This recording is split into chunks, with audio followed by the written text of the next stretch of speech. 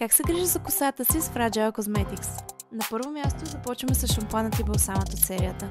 Те са с чисти формули с етерични масла, без сулфати и парабени. Почистват нежно, без да изсушават допълнително косата. След като измия, косата е влажна и идеално време за любими от ми ритуал, а именно серумът за скалп.